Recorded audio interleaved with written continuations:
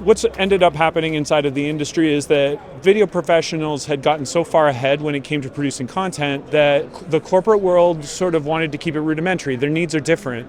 So in order to see the quality results that we were getting out of live broadcast inside of the corporate space, they had to hurry to catch up. And so what we're seeing lately is a move from integrated meeting solutions to full studios and having all of this sort of corporate broadcast equipment in a hybrid setting.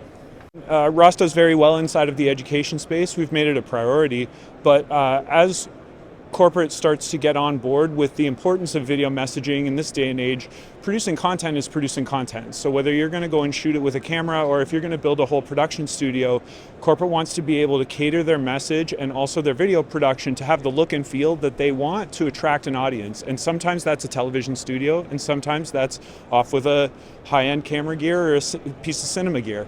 The type of solutions that we like to deal with out of the gate is to start with moving video around your space. So we're going to do that with a router typically. And we have modular routers at Ross Video that will allow you to customize how much video you need to send and receive.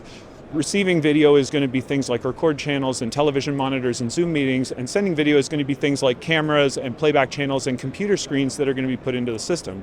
From there, we then can start adding things into this system, whether that's going to be a video switcher like the one you see behind me here, this touch drive, or maybe you're going to expand and include things like Tria playback servers, Expression graphics, and even virtual sets and augmented reality.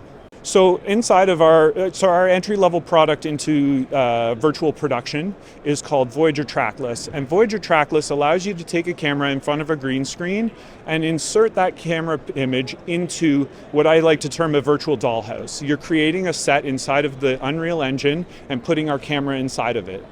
From there, you can move your camera inside of the Unreal space to get different perspectives on that person. So it takes something really small, like a chroma key or a green screen set, which can be in a closet off in the corner of the 17th floor, and gives it the power of being its whole world with the Voyager engine.